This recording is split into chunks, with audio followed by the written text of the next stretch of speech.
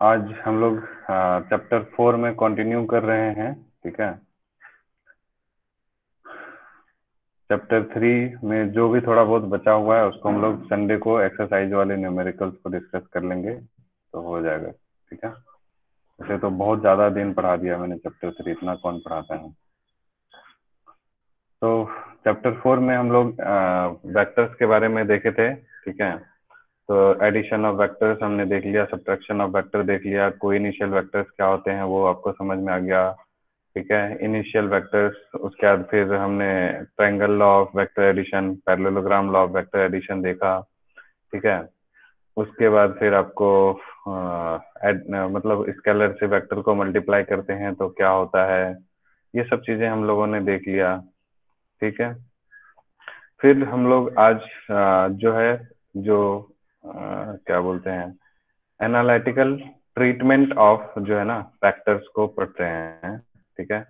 तो ये थोड़ा सा इम्पोर्टेंट है। ठीक है। तो स्क्रीन विजिबल है सबको या प्रॉब्लम है कोई? स्क्रीन विजिबल है,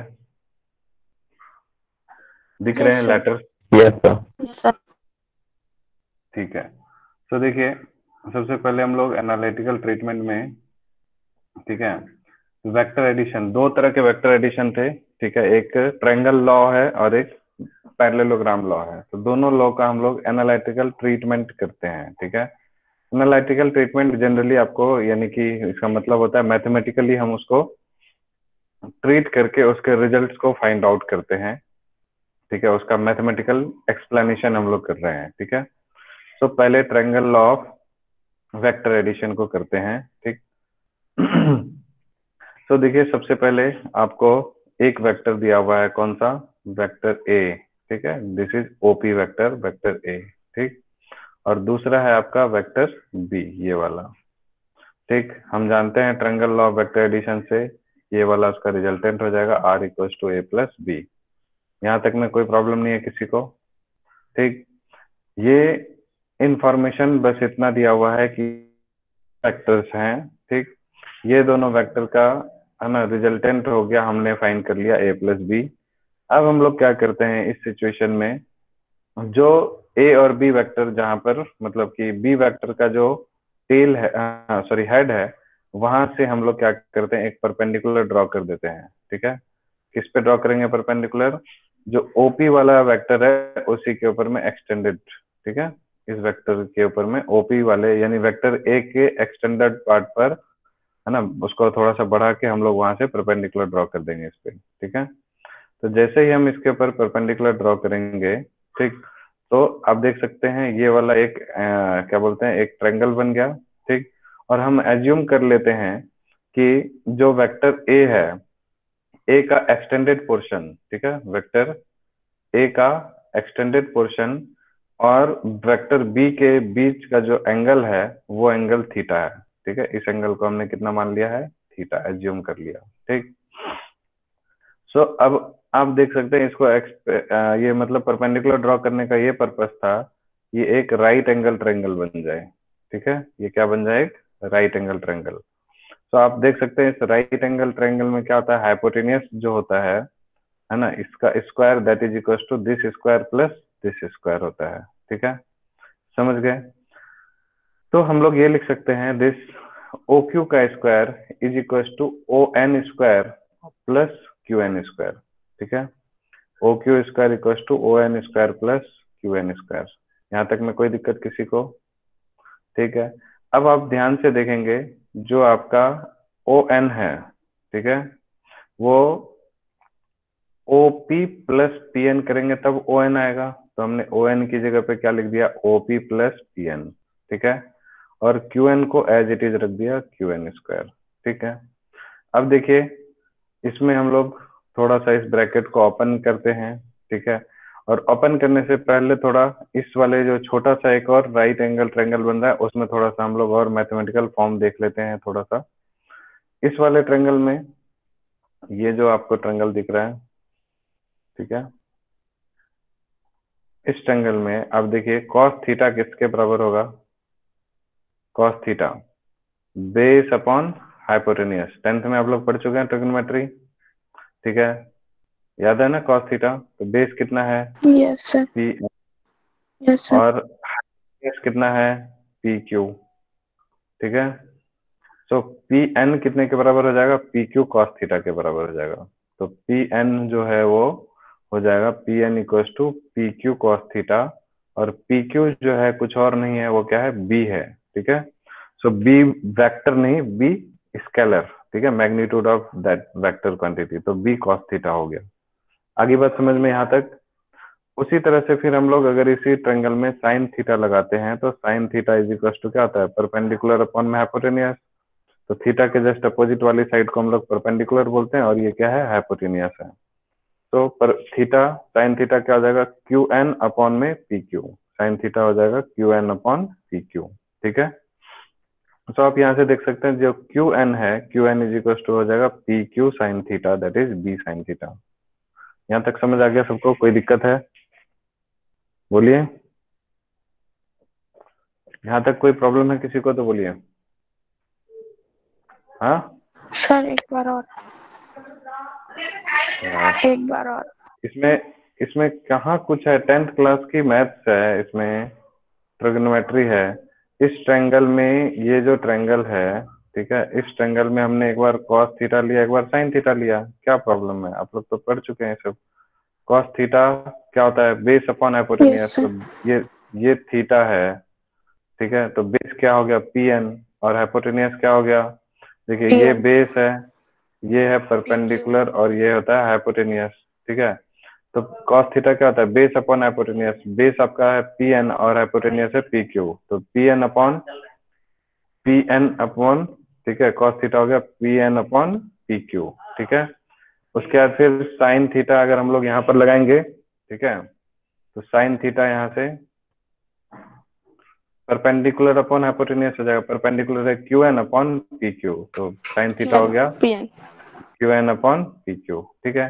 बस, तो यहाँ से क्यू एन की वैल्यू हमने निकाल लिया, this is P Q sine theta, और पी एन की वैल्यू यहाँ से होगी पी क्यू कॉस थीटा, ठीक है। और पी क्यू जो है वो आप देखिए फिगर में, यस सर। पी क्यू कितने के बराबर है, बी के बराबर है। देखिए पी क्यू क्या है, ध्यान से समझिएगा, वेक्टर पी क्यू जो है वो किसके बराबर है, वेक्टर बी के बराबर है, ठीक है। लेकिन अगर आपसे पूछेगा कि पी क्यू कितना है, तो पी क्यू का हम लोग मैग्नीट्यूड बोलेंगे, तो वेक्टर बी का मैग्नीट्यूड बोलेंगे, दैट इज बी, ठीक है, समझ गए। तो ये बी में वेक्टर नहीं लगा हुआ है, ठीक, ये क्या है, मैग्नीट्यूड है, ठीक। समझ में आ रही है बात सबको, कोई दिक्कत यहाँ तक। Yes. So this is B cos theta और बी साइन थीटा, ठीक। चलिए, अब हम लोग ये सब फाइंड इसलिए किए क्योंकि आप देख सकते हैं इस वाला जो हम लोग पाइथागोरस थ्योरम लगाए हैं राइट एंगल ट्रायंगल में, है ना, O Q square equal to O N square, है ना। तो ओ एन हम लोगों को चाहिए, ठीक है, सॉरी, ओ एन हमारा क्या है, O P plus P N, O N क्या है, O P plus P N हमारा ओ एन है। तो यहाँ से हम लोग को क्या चाहिए, पी एन चाहिए था और क्यू एन चाहिए था, इसलिए हमने पी एन और क्यू एन जो है निकाल लिया, ठीक।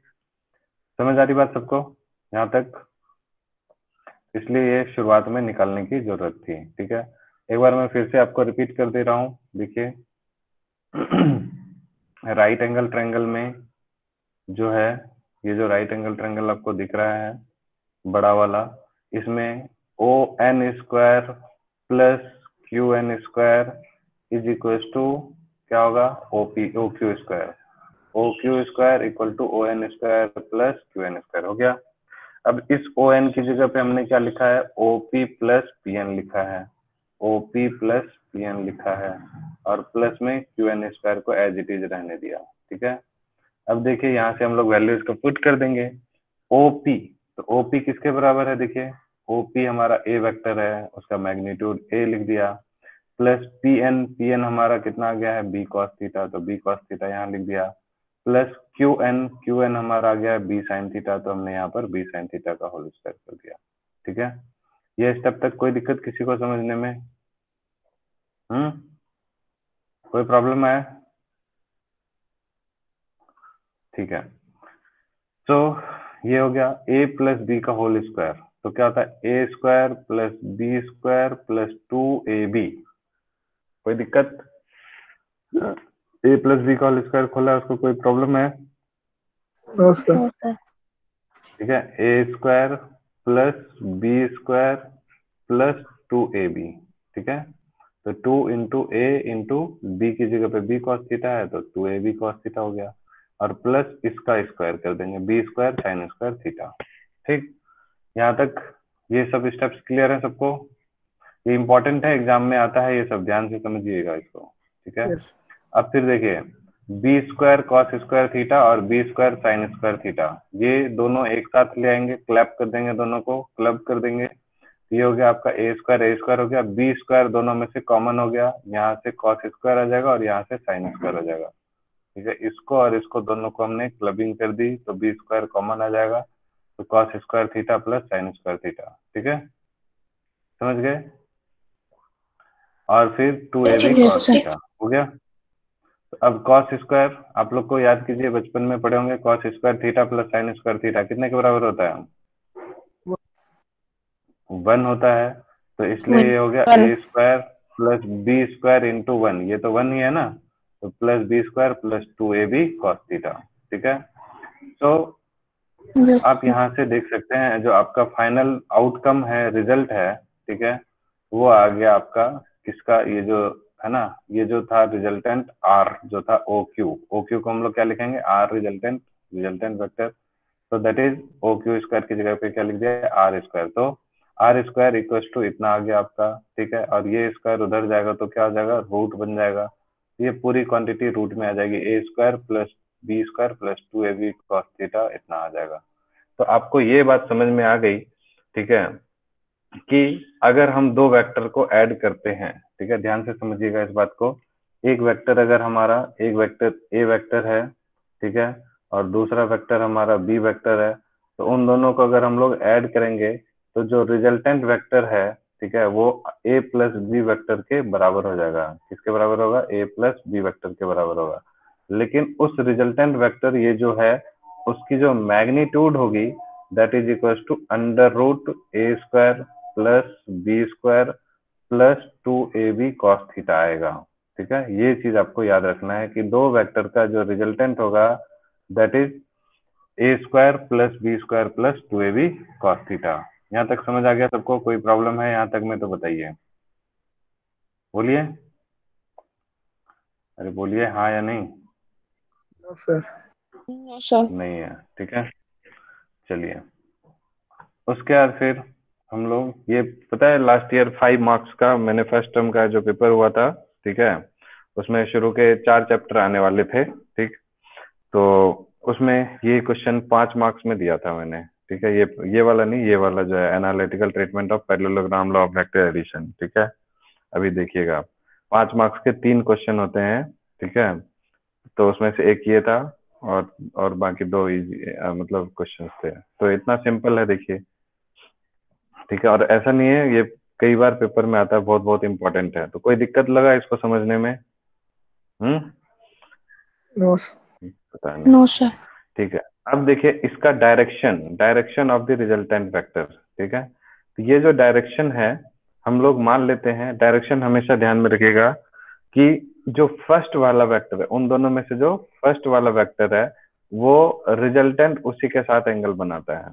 ठीक है, उसी को हम लोग डायरेक्शन बोलते हैं। तो फर्स्ट वाला वेक्टर कौन था, ओ ए, तो इसको हम एंगल को कितना मान लिए, बीटा, क्या मान लिए, बीटा एंगल। ठीक है, जैसे अल्फा होता है, थीटा होता है, बीटा होता है, गामा होता है, ठीक है, डेल्टा होता है, ये सारे एंगल्स हैं। ठीक है, हम लोग छोटे बच्चे थे जब 10th में, तो हम लोग सिर्फ एक ही एंगल जानते थे, theta, sine theta, cos theta. ठीक है, अब ढेर सारे एंगल्स आएंगे तो टेंशन नहीं लेना है। ठीक है, सो ये जो एंगल बना रहा है कितना, बीटा, तो इसका डायरेक्शन निकालने के लिए, कभी भी डायरेक्शन निकालने के लिए हम लोग जनरली, ठीक है, टेन थीटा लेते हैं, लेकिन कोई ऐसा नहीं है रूल कि साइन भी ले सकते हैं, कॉस भी ले सकते हैं। ठीक है, बट यहाँ पर हम लोग टेन से काम चलाएंगे। तो आप देख सकते हैं ये जो टेन है, ठीक है, ये थीटा, तो टेन बीटा कितने के बराबर हो जाएगा, आप इस बड़े वाले ट्रायंगल में देखिए, टेन जो उसका टेन थीटा, डायरेक्शन के लिए क्या करेंगे, एंगल निकालेंगे टेन थीटा वाला। तो tan beta is equal to हो जाएगा क्या, परपेंडिकुलर अपॉन में बेस, टेन थीटा यही होता है ना, परपेंडिकुलर अपॉन बेस। तो परपेंडिकुलर क्या है आपका, क्यू एन। ठीक है, अपॉन में बेस क्या है, ओ एन, समझ गए। So Q N upon O N. तो क्यू एन आपका क्या आया था, अभी देखिए क्यू एन यहाँ से कितना आया था, B sine theta. Q N कितना आया था, बी साइन थीटा, ठीक है। और डिवाइडेड बाई ओ एन यहाँ से यहाँ तक था, तो ये है ए और ये है B cos theta. P N देखिए बी कॉस थीटा आया था, सो ये हो जाएगा A yes sir. Plus B cos theta, ठीक है। थीटा। ये बातें यहाँ पर लिखे हुए देखिए, है ना, Q N upon O N, तो B sine theta divided by A plus B cos theta.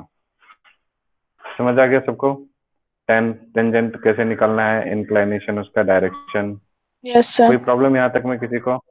So this was the analytical treatment of, ठीक है, vector triangle law of vector addition. यहाँ तक कोई दिक्कत किसी को? कुछ पूछना है, रिपीट करना है कोई भी टॉपिक, कुछ भी इसमें से तो बोलिए,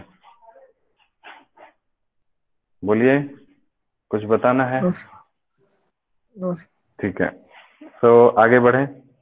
अब हम लोग किसके बारे में देखेंगे, analytical treatment of parallelogram law of vector addition, ठीक है। तो इसका हम लोग जो है वेक्टर एडिशन का क्या करेंगे, एनालिटिकल ट्रीटमेंट करेंगे पैरेललोग्राम लॉ का, ठीक। चलिए, बस सब कुछ वैसा ही है, थोड़ा बहुत चेंज आएगा, थोड़ा बहुत, ठीक है। देखिए, पैरेललोग्राम लॉ क्या कहता था, एक वेक्टर अगर ये है ए, ठीक, और वेक्टर दूसरा वेक्टर ये है बी, ठीक है, तो इन दोनों वेक्टर का रिजल्टेंट क्या होगा, क्या होगा, इन दोनों के बीच से पास करेगा, का। ठीक है, ये रिजल्टेंट वेक्टर हो जाता था, हो जाता था, याद आ रहा है? यस। पहले हम लोग पढ़े यस थे ना सर। कि जैसे एक वेक्टर ये ए है, ठीक, और ये वेक्टर बी है, तो इनका रिजल्टेंट जो है ये वेक्टर हो जाता था। कैसे, इसको हमने बी को ऐसे बी के पैरेलल लिया, ठीक है, तो देखिए हम लोग कैसे करते थे, इसको बी के पैरेलल ये वेक्टर को ले लिया, ठीक, फिर ए के पैरेलल इस वेक्टर को ले लिया, ठीक है, फिर इस दोनों को ज्वाइन कर देते थे, तो ये जो ये बनता था वेक्टर बी, ठीक है। तो ए और बी का जो सम हो गया ए प्लस बी हो गया। तो ट्रायंगल लॉ से भी हो सकता है, पैरेललोग्राम लॉ से भी हो सकता है, ठीक है। समझ आ गया सबको, यानी कोई भी दो वेक्टर है, उनका जो रिजल्टेंट होगा उन दोनों के बिल्कुल बीचों बीच पास करेगा, ठीक है। तो ये जो है रिजल्टेंट वेक्टर है। यहाँ तक समझ आ रही बात, कोई दिक्कत तो नहीं है किसी को? चलिए, तो पैरेललोग्राम लॉ से हम लोग इस चीज को डिराइव करके देखते हैं, देखिए। तो यहाँ पर आप देखिए ध्यान से, ये जो वेक्टर है ना, दिस इज वेक्टर ए, ठीक, and this is vector B, अबे, ठीक है, दिस इज वेक्टर बी, ठीक। अब ये दोनों वेक्टर का रिजल्टेंट आप देख लिए कैसे जा रहा है, ऐसे जा रहा है ना, समझ गए। इन दोनों का रिजल्टेंट वेक्टर हो गया ए प्लस बी, ठीक। अब देखिए फिर से हम लोग वही काम करेंगे, यहाँ से एक परपेंडिकुलर ड्रॉ कर दिए, ठीक है, और इसको एक्सटेंड कर दिए, ठीक। तो सारी बातें उसी तरह से, है ना। यहाँ से देखिए ये जो एस एन है, तो ये एस एन क्या हो जाएगा, है ना, बी साइन थीटा के बराबर हो जाएगा, S N is equal to B sine theta, same उसी तरह से जैसे वहां पर किए थे। और ये जो पी एन है ये बी कॉस थीटा के बराबर हो जाएगा, तो P N is equal to B cos theta. ये सब कर लेंगे आप लोग, कोई दिक्कत तो नहीं है इसमें कि फिर से समझाना है पूरा, हो जाएगा ना ये सब? साइन थीटा कॉस थीटा लगा के, अरे यार बोल दो कोई, यस थोड़ा सर। बहुत 10-20 ग्राम। Yes sir. ठीक है, चलिए अब फिर से हम लोग वही धंधा करेंगे। कैसे, एक राइट एंगल ट्रायंगल लेंगे, ठीक है, this square plus this square is equal to this square, ठीक है। तो यहाँ से O N square plus S N square is equal to O S square, ठीक है। तो O S square equal to O N square plus S N square. तो फिर से ओ एन जो है वो क्या हो गया, O P plus P N, O N को क्या लिखा, O P plus P N, और एस एन को हम लोग एस एन ही रहने देंगे, ठीक है। बस सिंपल, खत्म हो गया काम, ठीक है। सेम वही है अभी तक, अभी तक वही चल रहा है बिल्कुल, ठीक है। बस खाली यहाँ पर ट्रायंगल बना हुआ था और यहाँ पर पैरेललोग्राम बना है, मजाक है सारा, ठीक है, कुछ नहीं है। अभी देखते चलो। अब देखिए अब ओ एन को हमने लिख दिया ओपी प्लस पी एन, कोई प्रॉब्लम? ओ एन को हमने लिख दिया ओपी प्लस पी एन, ठीक है, और ऐसा नहीं ऐसे ही है। अब देखिएगा ओपी हमारा क्या था, ओपी यहाँ से यहाँ तक ए वेक्टर है, ठीक है, तो उसका मैग्नीट्यूड हो जाएगा ए, ठीक है, और पी एन जो है, पी एन हो गया B cos theta, P N हो गया बी कॉस थीटा, और इसका होल स्क्वायर, और एस एन का होल स्क्वायर, एस एन हमारा कितना है, बी साइन थीटा, ठीक है, बी साइन थीटा का होल स्क्वायर। तो फिर से वही सब हो गया कैलकुलेशन, इसका ए प्लस बी का whole square, A square plus 2ab plus, है ना, अच्छा यहाँ पर लिखा नहीं है तो मैं लिख दे रहा हूँ, देखिए ये हो जाएगा A square plus B square cos square theta plus 2ab cos theta, ठीक है, ये हो जाएगा इसका होल स्क्वायर, और प्लस में यहाँ पर क्या हो गया, ये वाला term B square sine square theta हो जाएगा, ठीक है। अब देखिए B square sine square theta और B square cos square theta दोनों मिलके यहाँ से बी स्क्वायर क्या हो जाएगा, कॉमन, तो ये देखिए कॉमन आएगा तो B square cos square plus sine square हो जाएगा, ठीक है, और ए स्क्वायर ये हो गया, ठीक है, और फिर कौन सा टर्म बच गया, 2ab कॉस थीटा, तो 2ab कॉस थीटा हमने लिख दिया, ठीक। अब ये बी स्क्वायर इंटू ये कितना है, 1 है, ठीक है, तो A square plus B square plus 2ab cos theta, simple, कोई दिक्कत यहाँ तक? हाँ, no sir. Any problem? Okay, no problem, ठीक है। चलिए, तो अब देखिए यहाँ से आपका रिजल्टेंट फिर से A square plus B square plus 2ab cos theta हो गया। तो इस कहानी से आपको ये शिक्षा मिलती है कि चाहे ट्रायंगल लॉ हो चाहे पैरेललोग्राम लॉ हो, दोनों ही सिचुएशन में जो रिजल्टेंट वेक्टर होगा उसका मैग्नीट्यूड जो होगा वो सेम होगा, यस और नो। इसलिए देखिए मैंने दोनों को एक ही पेज पे रखा है, ये देखिए दोनों का, ये था आपका ट्रायंगल लॉ और ये है पैरेललोग्राम लॉ, दोनों ही सेम रिजल्टेंट दे रहा है, ठीक है, सेम है। और दोनों का आप डायरेक्शन भी देख लीजिए, ये एंगल आपका बीटा है, ठीक है, ये एंगल कितना है, बीटा है, तो अब आप देख सकते हैं फिर से tan बीटा निकालेंगे, है ना, तो परपेंडिकुलर अपॉन बेस, तो ये था b साइन थीटा और ये था a plus B cos theta, ठीक है, सेम उसी तरह से, तो b साइन थीटा अपॉन में a plus B cos theta. तो यहाँ तक सब कुछ सेम आया, बोलिए, अरे बोलिए। Yes sir. Yes sir. ठीक है, यस सर। अब आपको डिफरेंस, शायद अभी तक आप लोगों को डिफरेंस नहीं दिखा है, नहीं दिखा है, सर फिर देखिए थीटा एक्स्ट्रा आ गया। हाँ, ये जो एंगल है ना थीटा, ठीक है, ये थीटा आया कहाँ से इसमें, ये क्या है थीटा, ये बताइए, ये थीटा क्या है? Parallelogram SN law by of vector addition में अगर मैं पूछूं, ये अगर पूछेंगे रिजल्टेंट इतना है, ठीक है, तो आपको पूछेगा ए क्या है तो आप बोल देंगे जो वेक्टर ए का मैग्नीट्यूड है, पूछेगा बी क्या है तो आप बोल देंगे वेक्टर बी का मैग्नीट्यूड है, लेकिन पूछेगा थीटा क्या है तो आप क्या बोलेंगे, ये बताइए, what is theta here? Angle between two vectors. हाँ, फिगर में आप अगर ध्यान से देख रहे होंगे तो आप देखिए ए वेक्टर, और ये जब स्टार्ट कर रहा था मैं पढ़ाना उसी टाइम पे कराना चाहिए था इसको, लेकिन मैं जानबूझ के इसको छोड़ दिया कि आपको बाद में मैं पूछूंगा तो आप लोग का ध्यान जाता है या नहीं। ये जो दो वेक्टर्स हुए हैं दिए हुए, ये दोनों वेक्टर अपने एक दूसरे के ऊपर कितने एंगल से इंक्लाइंड हैं, ठीक है, उसको हम लोग थीटा है, वो एंगल थीटा है, ठीक है, ये वेक्टर ए एंड बी, ए और बी के बीच का जो एंगल थीटा है, तो ये थीटा था, और देखिए आप ये लाइन और ये लाइन दोनों पैरेलल है, ठीक है, सो ये एंगल और ये एंगल दोनों आपस में इक्वल होंगे, जैसे ये दोनों पैरेलल लाइंस हैं, ठीक है, तो ये एंगल और ये एंगल कौन सा एंगल होता है बताइए,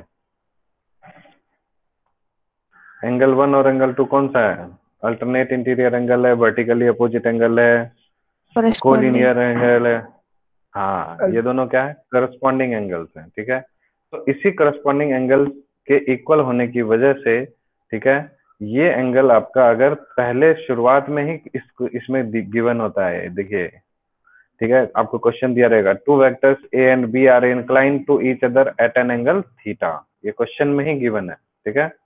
सो using parallelogram law of vector addition find the magnitude and the direction of their resultant. तो मैग्नीट्यूड हो गया कितना, ये, और डायरेक्शन हो गया क्या, ये, ठीक है। तो यहां तक ये क्वेश्चन 3 मार्क्स का बनता है पेपर में, ठीक है। अब फिर बोल रहा है discuss the case when theta equals to 0, theta 180 degree and theta 90 degree. ये तीनों केस मिला के ये पूरा 5 मार्क्स का ये क्वेश्चन पेपर के लिए इंपॉर्टेंट हो जाता है, समझ गए। तो एंटायर डेरिवेशन जो है वो हो जाता है। अब देखिए, कल थोड़ा जो मैं ट्रिग्नोमेट्री लास्ट में बताने की कोशिश कर रहा था वो आज आपको काम आती, ठीक है, बट कल क्लास में लास्ट में आवाज ही नहीं आ रही थी तो फिर मेरे को छोड़ देना पड़ा।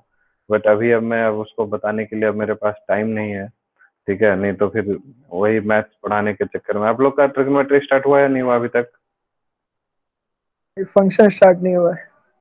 अरे यार, तो कैसे होगा? सर को फंक्शन बोल तो स्टार्ट रहे थे लेकिन एक्सरसाइज करवा रहे हैं कल। बड़ा मुश्किल है, ट्रिग्नोमेट्री नहीं हुआ है तो कैसे होगा यार, फिर आप लोग को ये चैप्टर पूरा ही नहीं समझ में आएगा। मुझे फिर एक वीडियो बनाना पड़ जाएगा, ऊपर से अभी लॉकडाउन शुरू हो गया है, कैसे बनेगा समझ नहीं आ रहा है। स्कूल जाना पड़ जाता है ना वीडियो बनाने के लिए, बोर्ड वोर्ड घर पे रखा ही नहीं हूँ। यूट्यूब में है ना वीडियोस। चलो, उस पे ट्रिग्नोमेट्री पे देखना पड़ेगा ना, दूसरों का वीडियो उतना मेरे को मन नहीं भरता है। चलो देखते हैं, ठीक है। तो अब यहाँ पर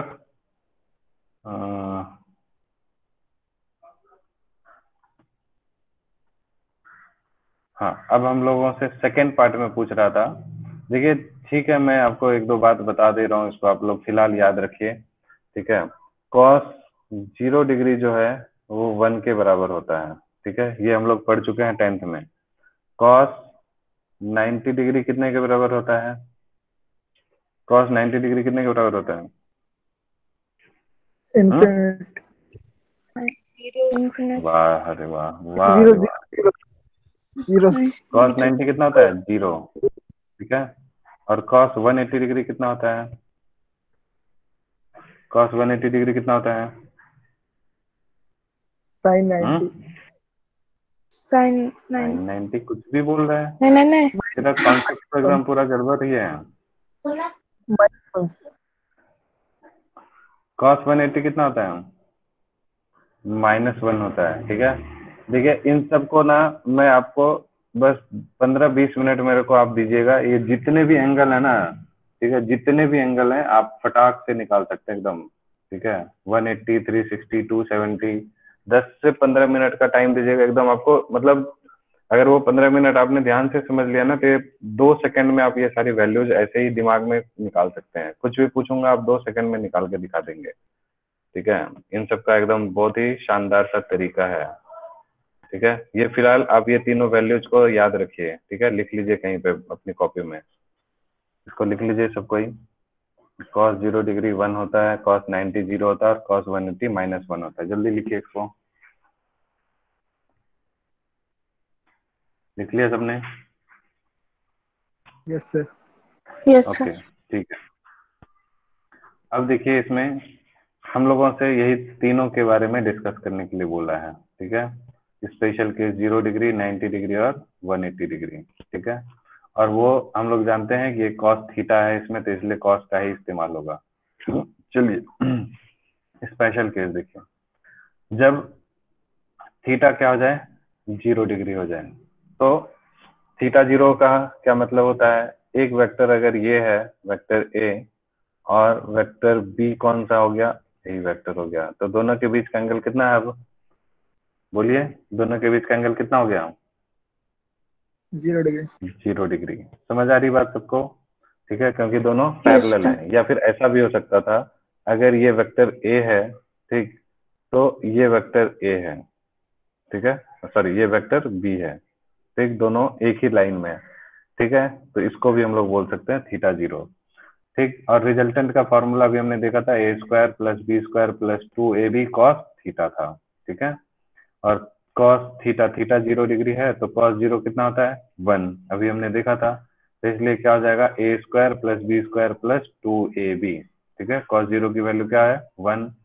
तो अब आप देखिए ये कुछ और नहीं है, a प्लस बी का होल स्क्वायर है कि नहीं है। A square plus 2ab plus B square क्या होता है, a प्लस बी का होल स्क्वायर होता है, ठीक है। एकदम ध्यान से देखिए, बहुत अच्छा इंटरेस्टिंग रिजल्ट आने वाला है अभी। तो आप देख सकते हैं यहाँ से, अब इसका स्क्वायर रूट किए हैं तो स्क्वायर रूट का मतलब ये होता है ये खत्म हो जाएगा, तो r इक्वल टू क्या बनेगा a प्लस बी। यहाँ तक बात समझ में आ गई सबको, कोई Yes. प्रॉब्लम है? ठीक है, तो No, अब sir. हम लोग आगे बढ़ जाते हैं कि है ना, जब थीटा कितना हो जाए 180 डिग्री हो जाए, थीटा कितना हो जाए 180 डिग्री, तो a square plus B square plus 2ab cos 180 degree. अच्छा, 180 डिग्री के लिए फिगर कैसा बनेगा, अगर वेक्टर a आपका इस डायरेक्शन में जा रहा है तो वेक्टर b हमारा किस डायरेक्शन में होगा, इस डायरेक्शन में होगा, समझ गए। या फिर ये Yes, वेक्टर sir. a है, ठीक, और ये वेक्टर हाँ इसी डायरेक्शन में वेक्टर b है। तो इस केस में देखिए थीटा कितना हो गया 180 डिग्री हो रहा है, समझ 180. गए। यहाँ पर भी जो है, यहाँ पर भी आपको 180 डिग्री हो गया। यहाँ तक समझ आ गया सबको, कोई प्रॉब्लम? चलिए, अब cos 180 डिग्री हमारा कितना हो गया -1, तो यहाँ पर हम लोग -1 को पुट कर देंगे, ठीक है।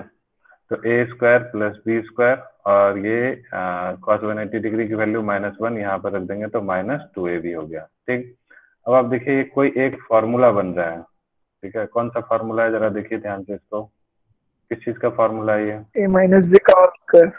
हाँ, this is a minus B का होल स्क्वायर, ठीक है। और a माइनस बी का होल स्क्वायर का अगर आप, ठीक है, इसको हम लोग ऐसे लिखेंगे a माइनस बी का होल स्क्वायर का अंडर रूट करेंगे, ठीक है। तो ये कितने के बराबर हो जाएगा, a माइनस बी के बराबर हो जाएगा, समझ गए सब कोई, ठीक है।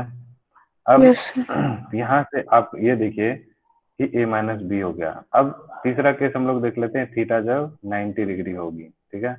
तो उस कंडीशन में आप देखिए थीटा जब 90 है तो cos 90 कितना हो जाता है, a square plus B square plus 2ab cos theta. तो cos 90 कितना, cos 90 कितना 0, ठीक है।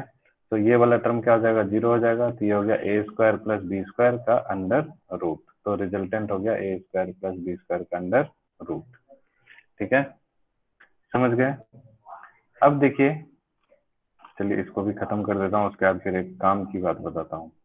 थीटा दोनों के बीच में कितना था 90 था, तो हमने अभी देखा था tan थीटा करना, tan जो दोनों के बीच का ये जो रिजल्टेंट जो एंगल बना रहा है, तो b sin थीटा, तो b sin 90 divided by a plus B cos theta, ठीक है। तो sin 90 कितना होता है 1, याद है, तो b इंटू 1 हो गया, और divided by a plus B cos 90, cos 90 कितना होता है 0, तो ये टर्म क्या हो गया खत्म, तो क्या बचा a बचा, ठीक है। तो this comes out to be b upon a, ठीक है। तो ये जो रिजल्टेंट है वो एंगल, अगर मान लीजिए सपोज दो वेक्टर है ना, एक वेक्टर और ये a है और दूसरा वेक्टर b है, ये दोनों वेक्टर अगर आपस में परपेंडिकुलर हैं तो यहाँ पर इनका जो एंगल होगा, ठीक है, इनका जो रिजल्टेंट होगा, सॉरी रिजल्टेंट इन दोनों के बीचों बीच जाएगा, तो ये जो बीटा है तो यहाँ पर tan बीटा जो होगा दैट इज इक्वल टू कितना होगा b अपॉन a के बराबर होगा, ठीक है। तो यहाँ से हम लोग ये भी लिख सकते हैं beta is equal to tan inverse b by a लिख सकते हैं, ठीक है। दिस beta is equal to tan inverse b by a, है ना, ये tan उधर चले जाता है, ठीक है, इसको हम लोग tan इनवर्स से डिनोट करते हैं, ठीक है, समझ गए इतना। तो ये सारी बातें आपको समझ में आ रही होगी। अब देखिए इंपॉर्टेंट बात जो इस टॉपिक से रिलेटेड है, यहाँ तक समझ आया, किसी को कोई प्रॉब्लम है तो बोलिए, कुछ पूछना है किसी को अब तक के टॉपिक में? बस नहीं पूछना है ना, चलिए देखिए, याद कीजिए मैंने एक दिन आपको पूछा था कि वेक्टर 3 प्लस वेक्टर 4 कितने के बराबर होता है, याद है? Vector 3 plus Yes, vector sir. 4, इन दोनों का सम किसके बराबर होता है मालूम है?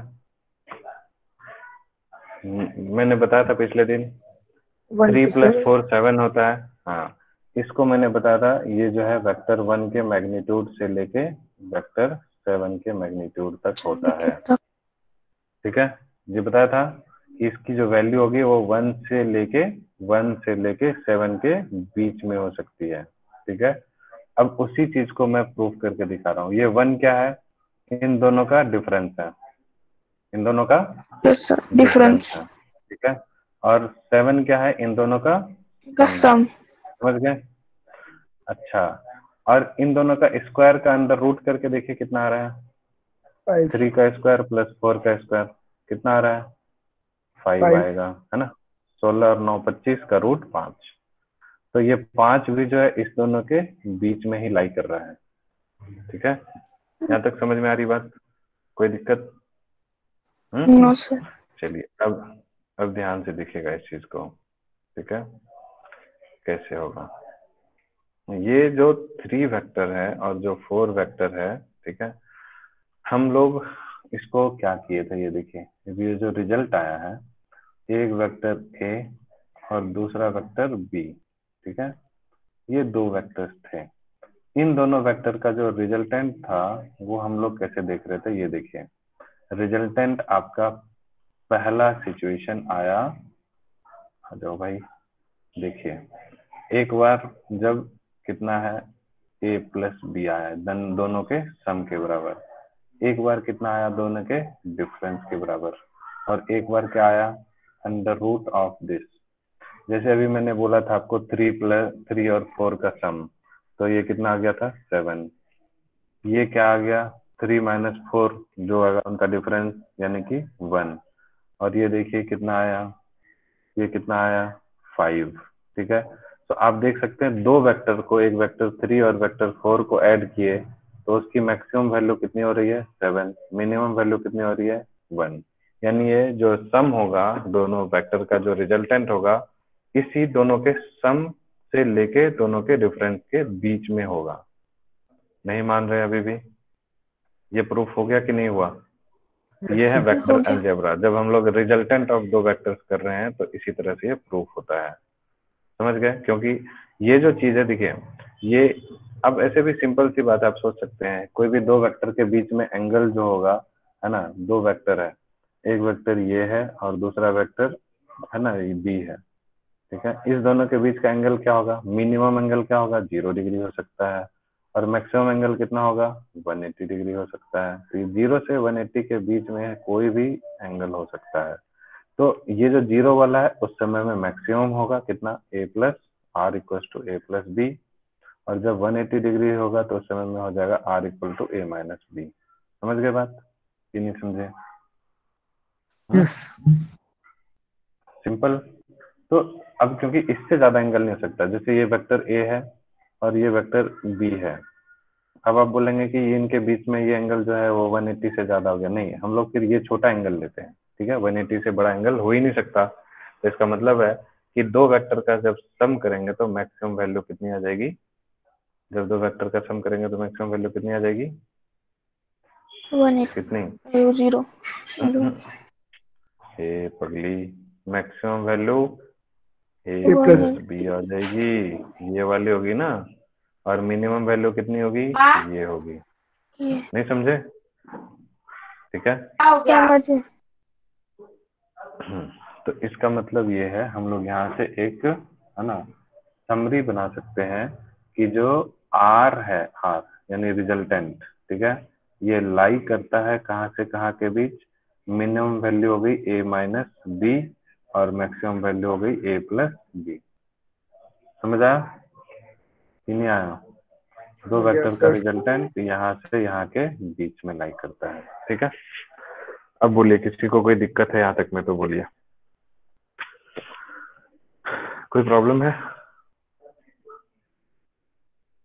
अरे बोल दो थोड़ा no सा। no sir नहीं है? ठीक है, अब हम लोग क्या करते हैं, थोड़ा सा क्वेश्चन वगैरह कर लेते हैं। ठीक है,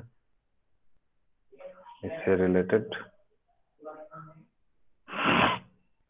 तो ये था हमारा एनालिटिकल ट्रीटमेंट।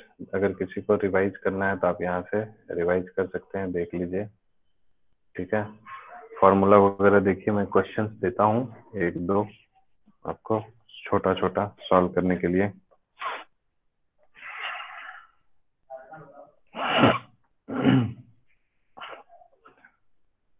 लिखिए क्वेश्चन कि if two vectors A and B, या पी और क्यू लिख दीजिए, two vectors P and Q लिख दीजिए, ठीक है। Two vectors P and Q, then कहाँ गया, इसको हम लोग कैसे लिख दें, the resultant of two vectors is given by the resultant of two vectors is given by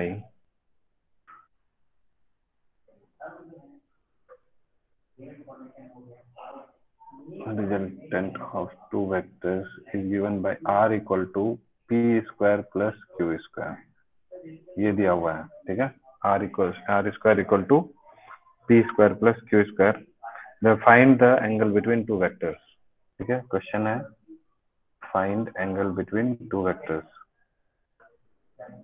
angle between two vectors, ठीक है।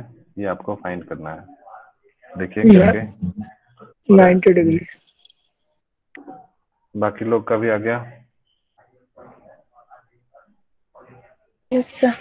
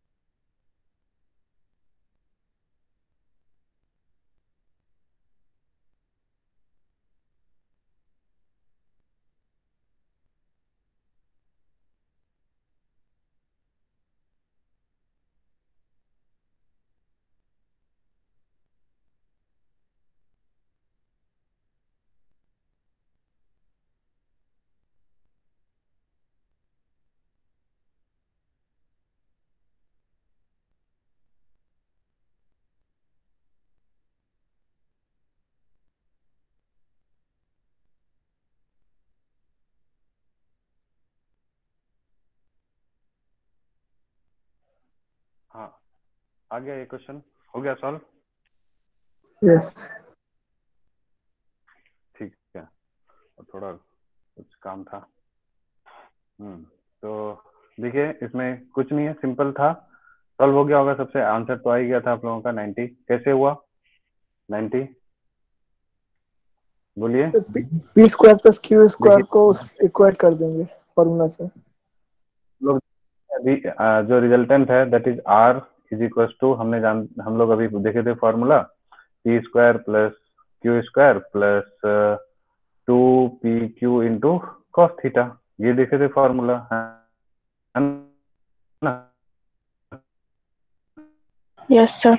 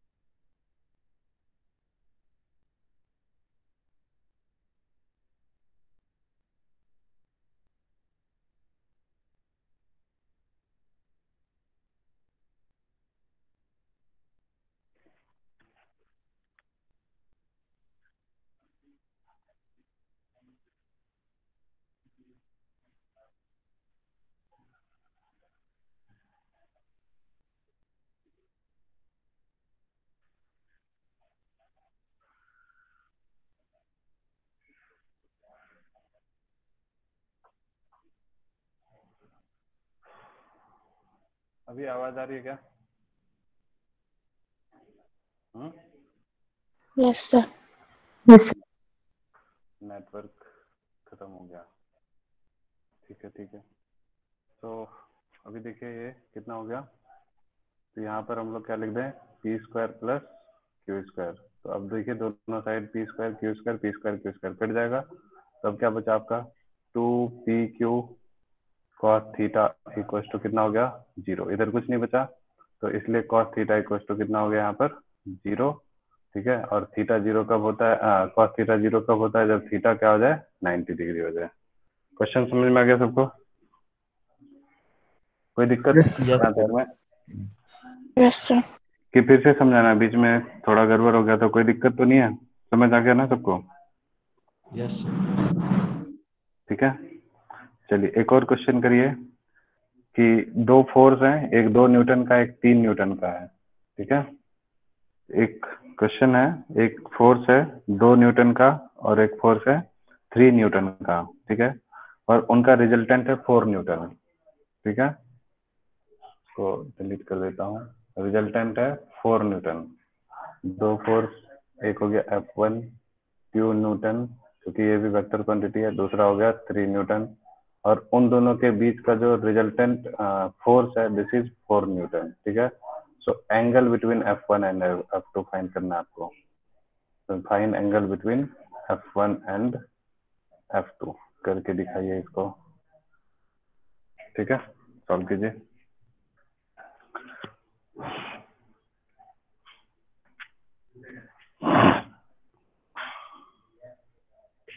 आया किसी का? सिंपल है बिल्कुल। कितना आ रहा है? जब इसको हम लोग सॉल्व करें, पुट कर दीजिए ना सीधा फार्मूला। देखिए अभी जो है हमारा जो रिजल्टेंट फोर्स है, ठीक है, दिस इज इक्वल टू, अभी हमने फार्मूला पढ़ा था, F1 square plus F2 square plus क्या होगा, 2F1 into F2 cos theta होगा। ठीक है, ये पढ़े थे अभी फार्मूला, बस पुट कर दीजिए। टोटल ये कितना आ गया, 4 दिया हुआ है, और F1 कितना था, 2 स्क्वायर प्लस कितना हो गया, 3 स्क्वायर प्लस 2 इंटू 3, और थीटा ही तो निकालना है, cos थीटा। ठीक है। और फिर इसका ये रूट है तो इधर स्क्वायर हो जाएगा। ये कितना हो गया, 4 का स्क्वायर 16, ये कितना हो गया 4 प्लस 3 का स्क्वायर 9 प्लस 2 इंटू 2 4 इंटू 3 कितना हो गया 12 cos थीटा। यहाँ तक सॉल्व हो गया होगा सबसे, इतना तक तो सबने कर लिया होगा। Yes sir. ठीक है। Yes, sir. अब देखिए इसको ऊपर वाला हटा के इसको, अब देखिए कितना आ रहा है, cos थीटा की वैल्यू कितनी आ रही है, आप लोग सॉल्व करके बताइए डायरेक्टली। cos थीटा कितना आ रहा है, सॉल्व कीजिए।